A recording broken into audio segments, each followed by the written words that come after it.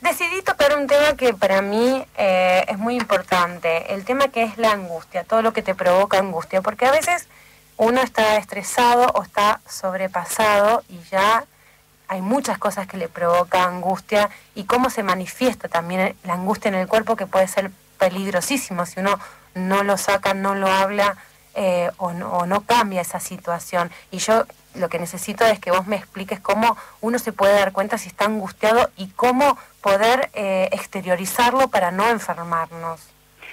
Mira, Pink, el tema es el siguiente.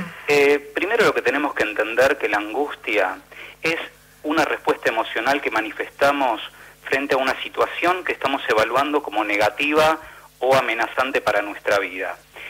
Y se manifiesta de muchas maneras. Generalmente lo vemos en la persona a través de lo que decimos, esta persona está triste, ¿no? Sí. Sin embargo, a nivel físico se manifiesta con síntomas que pueden ser desde la aceleración del ritmo cardíaco, temblores, sudoración, llanto, Dolor de panza, contracturas, por supuesto. De todo. Todos estos síntomas son propios de lo que llamamos angustia. Ajá. ¿Mm? Hola. Sí, no, te estoy escuchando. La realidad es que tenemos distintos tipos de angustia. Tenemos una angustia que es una angustia que llamamos realista, que se corresponde a los peligros del mundo exterior. Viste que recién yo te estaba escuchando que había un oyente que estaba hablando de lo que pasó en Egipto. Sí, bueno, eso es imposible que no te provoque una angustia, y es algo real que está sucediendo, es una alarma en el cuerpo de uno, ¿o no? Claro, bueno, eso es lo que llamamos angustia realista, ¿sí? Después tenemos una angustia que podemos llamarla como una angustia social, ¿no? Que es el resultado de la lucha que hay entre la conciencia moral que está grabada por nuestros padres, por la cultura en la que vivimos, ¿sí? Sí. Y que tiene que ver con los deseos que no pueden satisfacerse gracias a la fuerza de esos mandatos culturales y parentales. Ajá.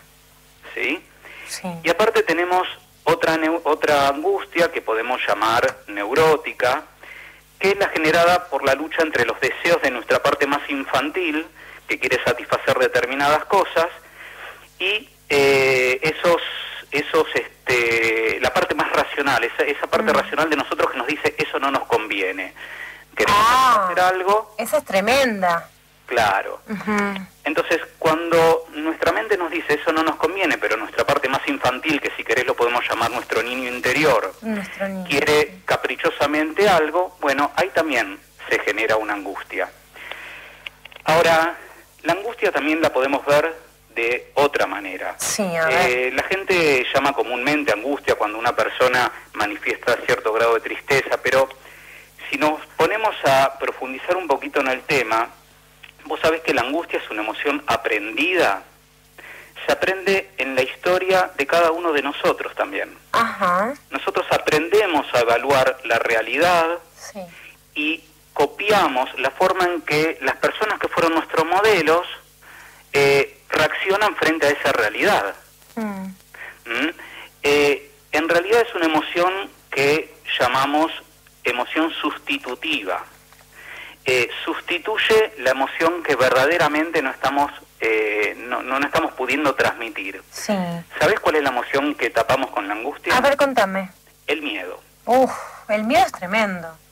Claro, lo que pasa es que a veces no tenemos mucho permiso a expresar el miedo. Estamos en una cultura que el miedo medio como que no está bien visto. No, es que, bueno, yo hablo, por ejemplo, siempre de hay que exteriorizar para que esa angustia no se instale en el cuerpo. Hablar cuando a uno le está sucediendo algo, y por ahí esa angustia desaparece, ¿o no? Y sí, desaparece porque la canalizamos. En realidad, más que desaparecer, ¿sabes lo que sucede? Como que se libera un poco, ¿no? Aminora la tensión que nos genera en el cuerpo. Total. Aparte, dolor de pecho, se te va la voz, estás como contracturado, o sea, se desequilibra el cuerpo. Absolutamente. Yo siempre doy a mis pacientes el ejemplo de una caldera, ¿no?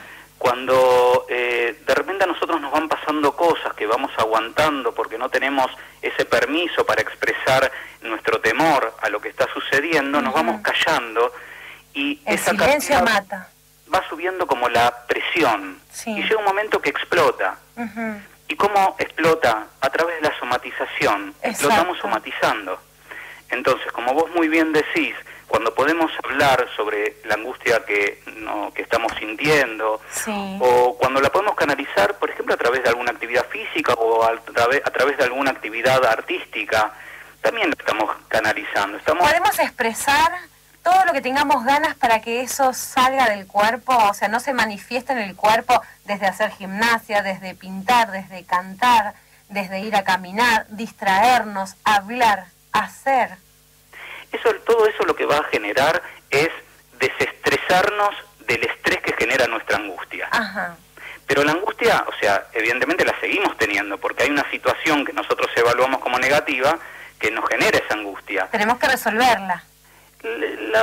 Vamos aprendiendo, más que resolver la angustia, lo que tenemos que entender es cuál es la situación que nos la está generando, ¿sí? Entonces lo que tenemos que resolver es esa situación, porque la angustia, como toda emoción, es la consecuencia de esa situación que vivimos. Sí. ¿Sí? Entonces lo que tenemos que ver es, bueno, a ver, ¿qué es lo que me está generando angustia? Sí. ¿Qué es lo que me pasa a mí en relación a esa situación?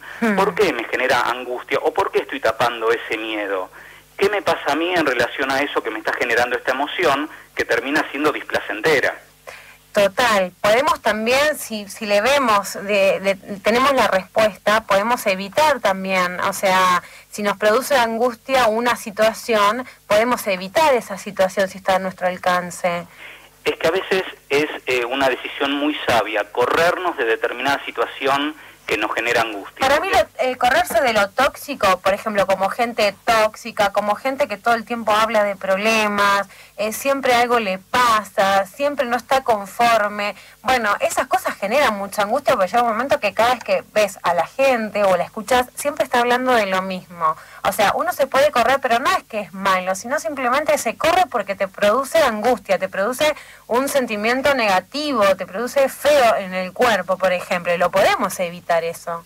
En realidad lo que tenemos que hacer es cuidarnos también a nosotros mismos, porque los demás no nos van a estar cuidando a nosotros. Somos nosotros los que tenemos que cuidarnos. Entonces, si estamos al lado de gente que es muy tóxica, bueno, la verdad es que terminamos contagiados. Claro, por eso podemos, ahí sí podemos, por ejemplo, decir, bueno, yo la verdad es que con esta gente no puedo estar, suponte. ¿No? Que son temas que me estaban hablando, porque justo es como si iba a tocar el tema de la angustia, de estar con gente que uno no tiene ganas, momentos o situaciones que no les queda otra, que la pasan y sienten una angustia, o en el trabajo también, tienen que estar con gente compartiendo que o sea, se tienen que aguantar a la gente, a las personas, o sea, hay muchas formas de sentir la angustia que a veces se puede solucionar y otras tenés que aprender a convivir. Y claro, lo que vos estás diciendo es un poco lo que yo te decía recién en relación a la angustia neurótica. Mi niñito interior, mi parte más infantil, quiere salir de ese lugar de trabajo, porque no se aguanta más al jefe que está teniendo. Pero sabemos que no podemos, entonces tenemos que seguir tolerando esa situación a costa de la angustia que nos está generando. La otra opción es decir, bueno, renuncio a este trabajo, renuncio a este vínculo tóxico que tengo con mi jefe o con algún compañero de trabajo, porque quiero cuidarme. Y ahí, bueno, estaré evaluando qué es lo que más me conviene hacer. O tenés gente que trabaja con vos, que otros casos que conozco, que nada, le hacen la vida imposible a la persona, ¿no es cierto? Y no se pueden ir de ese trabajo, por ejemplo. Porque mantienen una familia, porque de eso viven. Entonces les genera una angustia, ¿y qué les sucede? Somatizan en el cuerpo. Absolutamente. Por eso yo te decía antes que somos como una especie de caldera que aguantamos hasta que podemos. El cuerpo grita lo que la boca calla. Totalmente. Y lo grita a través de las somatizaciones. Entonces después de repente aparecen ataques de pánico, por ejemplo. La angustia y la ansiedad van de las manos. La angustia y la ansiedad van de la mano. Por eso recién te hablaba de lo del ataque de pánico. El ataque de pánico pertenece a los trastornos de ansiedad, pero va de la mano de la angustia. Total, esa angustia acumulada. Por supuesto. No hablada. Es no hablada, acumulada, no canalizada, ¿sí? Y lo que quiero que quede bien en claro que esto aprendemos a reaccionar de esta manera, ¿eh? Sí. No es que es algo genético, no es un virus la angustia que se instala dentro de nosotros. Aprendemos a reaccionar de esta manera, porque si no, mira, ponete a pensar, Sí, ¿por claro. qué una persona frente a una misma situación reacciona de una manera y otra frente a la misma situación responde de otra? ¿Debilidad? ¿Miedos? Aprendizaje familiar, aprendizaje histórico, aprendizaje de nuestros modelos, a los que copiamos, Sí. ¿entendés? Entonces, justamente la terapia lo que hace es ayudar al armado de un nuevo modelo como para aprender nuevos recursos y responder frente a esa situación que originalmente me generaba angustia, que me genere en este momento otra cosa. Otra cosa que me hablaron, licenciado, es, por ejemplo, quiero complacer a todos y termino yo angustiado. Eso tiene que ver porque a veces funcionamos desde un rol que se llama el rol de salvador. Exacto. ¿Viste? Los salvadores... Se da mucho esto, licenciado. Se da muchísimo. Los salvadores se ocupan de las víctimas. Pero ¿qué pasa? Y las víctimas se quedan en víctimas y no salen de ese papel. Las víctimas se quedan en víctimas y les encanta. Les encanta, exacto. Porque quedarse en ese rol de víctima es como cómodo y además obtienen muchos beneficios. Pero ¿qué pasa con el salvador? Sí. El salvador entrega todo de sí para salvar a las víctimas, claro, y después termina victimizándose. ¿Hay una patología por el cual hace eso ya? La persona que es el salvador, o sea, tiene la necesidad de ser querido, de ser aceptado, de ser necesitado para hacer todo ese tipo de cosas. En general, el salvador le encanta sentirse importante. Y además, esto, como te decía antes, se aprende. Los salvadores vienen de otros salvadores que le enseñaron cómo ejercer este rol. Sí, porque los padres lo pusieron en un lugar donde es el salvador. Y generalmente por identificación vamos copiando estos modelos, y son los modelos que nos generan felicidad, entre comillas, porque es una felicidad a corto plazo, porque cuando terminamos salvando y nos damos cuenta que en realidad nos terminamos quedando vacíos, porque entregamos todo a los demás, terminamos victimizándonos los que fuimos salvadores. Por ejemplo,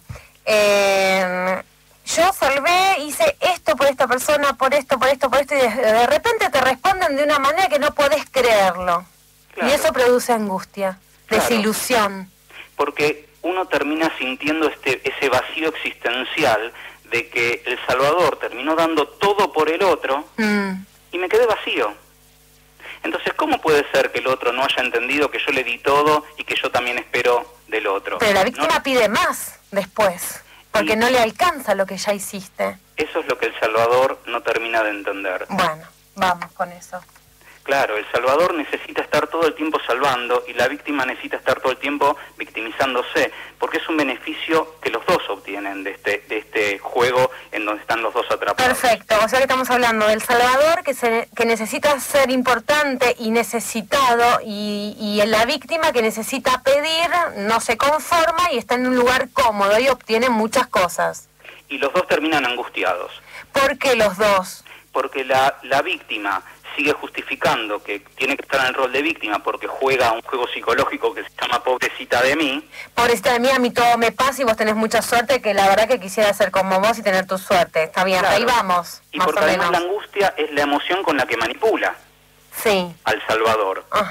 Y el salvador termina angustiado por lo que te decía recién, porque terminó dando todo y no recibe nada. Y no recibe nada más que por ahí reproches o quieren más, por ejemplo. Generalmente quieren más. Y el salvador, como en el fondo lo que necesita es sentirse aceptado, entonces sigue dando. El salvador no lo puede hacer por ser una persona generosa que después quizás se da cuenta el teje y maneje de los demás y se aparta y después recibe, ¿no? Palazos porque, bueno, la víctima se dio cuenta y jode hasta que, bueno, la otra persona logra salir del círculo en el que lo encerró de alguna manera. Mira, la víctima en general no se va a dar cuenta porque no le conviene darse cuenta, porque darse cuenta significa salir del rol. No, el salvador se da cuenta. Y el salvador generalmente no se da cuenta tampoco porque también necesita sentirse importante. Entonces sigue dando todo el tiempo. ¿Entendés? El problema con el salvador, lo que le sucede es que cuando se da cuenta que no es salvado cuando está en el rol de víctima, porque todo el mundo está acostumbrado a verlo como el salvador, entonces se termina quedando vacío. Se termina quedando vacío de afecto, vacío de reconocimiento, porque los demás saben que el que salva es él. ¿Cómo Queda es atrapado. Sí, ¿cómo es el rasgo de la víctima en ese caso, por ejemplo? La víctima es una persona que se manifiesta a través de la queja, se manifiesta a través de la comodidad, manifiesta que no sabe hacer las cosas. Vos lo sabés hacer bien, hacelo vos. Claro. Ajá, por ejemplo, se me ocurrió. Claro. Ajá. Vos que lo haces siempre mejor que yo, ¿por qué no lo haces por mí? Claro. ¿Me das una mano que a mí nunca me alcanza el tiempo, yo siempre hago mal las cosas? O sea, Sí. son las frases típicas de la persona que se pone en el rol de víctima. ¿Qué otras para ayudar a mucha gente, no? Porque hay mucha gente que escucha y, bueno, han pasado por esta situación.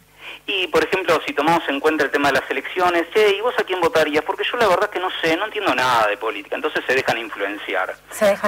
¿Y vos qué cocinarías este domingo? Porque yo la verdad que no sé qué hacer este domingo, los chicos se quejan, mi marido se queja también, estoy tirando ejemplos diversos, ¿no? Sí, no, está muy bien. Pero son todos ejemplos desde donde la víctima manifiesta su queja y desde donde termina manipulando a su entorno. Ajá. ¿Las mujeres son las más víctimas o los hombres? Cada vez se está emparejando más la cosa, ¿eh? Esto de la igualdad de derechos parece que también está influenciando a los hombres. No podría decirte que las mujeres son más víctimas que los hombres. Ajá. Yo creo que independientemente del sexo, cuando una persona se da cuenta que desde este lugar puede manipular y está acostumbrado a hacerlo por cuestiones familiares, sí, independientemente que sea hombre o mujer, lo va a hacer, pero lo va a hacer porque lo aprendió esto en su familia. ¿Pero puede pasar que uno se dé cuenta de esa manipulación y se corra a un costado? Con terapia sí, con un buen amigo sí, con gente que te aconseja bien y que te dice, che, mira, te estás equivocando en esto o en esto, sí. Sí. Pero en general, como la persona que está en el rol de víctima está atrapada en un rol muy cómodo, generalmente descalifica las opiniones de la gente que lo rodea, salvo que esa persona empieza a sentir mucha insatisfacción del rol que está jugando en la vida. Entonces, cuando las personas, independientemente que estén en el rol de salvador o en el rol de víctimas, empiezan a sentir insatisfacción, ahí comienza el cambio, porque todo cambio surge de algo que nos está molestando. Si no tomamos conciencia de eso que nos molesta, es muy difícil poder cambiar. Sí. Por ejemplo, a ver, ¿qué le podemos decir a El Salvador? Que seguramente es una gran persona que quiere ayudar y puede, y lo hace por ahí con todo el amor del mundo, pero llega un momento que está chupado de energía, está triste, está angustiado y hasta a veces no encuentra el porqué.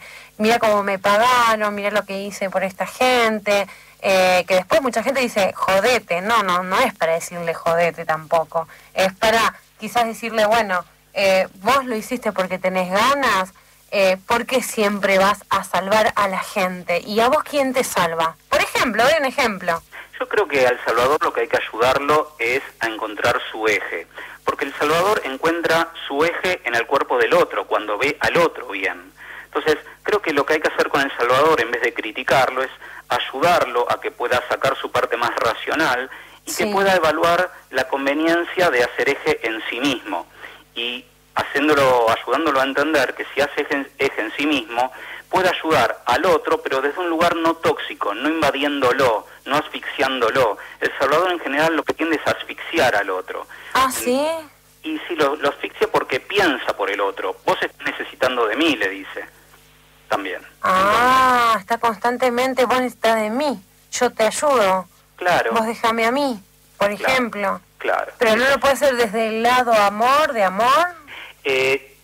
Podemos hablar de un rol de salvador positivo. Sí. Por ejemplo, en el rol del bombero, en el rol del policía que salva a una víctima. Entendí. ¿Sí? Pero acá nos estamos concentrando en el salvador o en la víctima que termina con angustia. ¿Cómo hacemos para poder manejar esa angustia una vez instalada en el cuerpo? Mucha gente tiene dolor de panza, mucha gente le agarra ataque de pánico, se le va la voz, le duele el pecho, no puede dormir.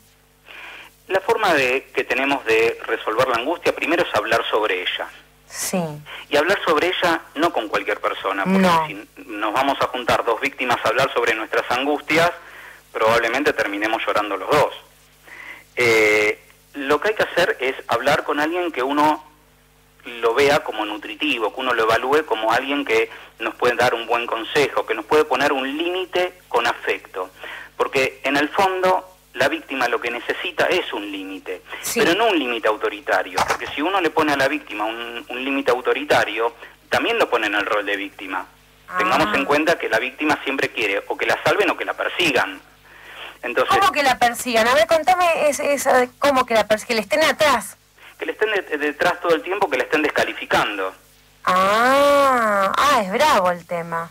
Por eso digo que es un juego patológico en donde quedan enganchadas las tres partes. Por eso esto se llama triángulo dramático, ¿no? Son tres roles: el rol de perseguidor, el rol de salvador y el rol de la víctima, donde todos quedan atrapados. Y si vos te pones a pensar, en todas las familias tenemos a alguien que juega en el rol de víctima, alguien que juega en el rol de salvador, alguien que juega en el rol de perseguidor, y se complementan estos roles. El de perseguidor, necesito que me expliques. El perseguidor es una persona que generalmente es muy rígida, autoritaria, que tiende a descalificar, que tiende a tener la razón, que ataca a la víctima acusándola de todo lo que no sabe hacer. Entonces incrementa también la angustia en la víctima. Entonces también es un rol bastante peligroso. Porque justamente incrementa la angustia, pero la víctima, claro, se queda atrapada en este rol, porque justamente la víctima lo que quiere, que es sentirse que es pobrecita, que no sabe cómo salir de esto, y encuentra el beneficio de que siempre hay en la familia un salvador que se ocupe de ella. Es un lío. Claro. Es complicado el tema, es muy serio el tema. Es serio en la medida que uno no tome conciencia de esto y en la medida que uno no busque resolverlo, porque esto se perpetúa en el tiempo y este aprendizaje pasa de generación en generación. La víctima enseña a otras personas cómo funcionar desde el rol de víctima, el perseguidor enseña cómo funcionar desde el rol de perseguidor y el salvador lo mismo. No termina más. Se va trasladando de generación en generación, donde determinadas personas son perseguidores, otros son víctimas y otros son salvadores. ¿Esto comienza con los padres? Esto comienza con los padres, con los modelos, porque pueden ser que no sean los padres, porque hay personas que por X motivo no tienen padres. No, está bien con el modelo. Tienen modelos que los educaron para funcionar de una determinada manera. Entonces, los modelos, no desde una mala intencionalidad, los modelos desde lo que ellos aprendieron, con la mejor intención. No estamos hablando de que hay una intencionalidad consciente y negativa. Estamos hablando de que cada generación enseña todo lo que sabe, y dentro de lo que sabe, a lo mejor, solo a lo mejor, también están estas características. Es muy profundo, O sea, yo decidí tocar un tema donde, aparte también se acercan, nos quedan poquito tiempo, que esto lo vamos a dejar para otra charla, otro martes, que me gustaría hablar el tema de, se acercan las fiestas y la gente se empieza a poner mal, se empieza a angustiar, empieza a acelerarse, no le alcanza las cosas para llegar a fin de año. Es un tema que a mucha gente le produce muchísima angustia las fiestas. Y las fiestas tienen un poder simbólico sobre la gente muy importante, ¿no? Empiezan a aparecer las personas que ya no están y que a uno le gustaría que estén, los chicos que crecieron, que quieren compartir con otras familias, y también les genera una angustia, porque no se deciden con qué familia pasar. Eso es los tremendo. amigos que la quieren pasar con sus presión. Amigos. Hay presión por todos lados en las fiestas y eso produce una angustia a todos. No conozco una persona que no se angustie cuando llega en la fiesta. Es una época del año donde el consultorio se llena por estos motivos de consulta. Es tremendo. O sea, ese tema me gustaría charlarlo en uno de estos martes con usted. El tema de se acercan las fiestas y me genera una angustia. No sé si ir primero con una familia, después con otra, si quedarme acá, si me demanda mi familia, la demanda constante. Y sobre todo lo que demanda mucho es la familia. Cuando desees lo profundizamos sin ningún tipo de problema. Es un tema interesantísimo. Me gustaría muchísimo hablar de ese tema algún día de estos martes para poder hablarlo. Me parece que es muy interesante y muy necesario.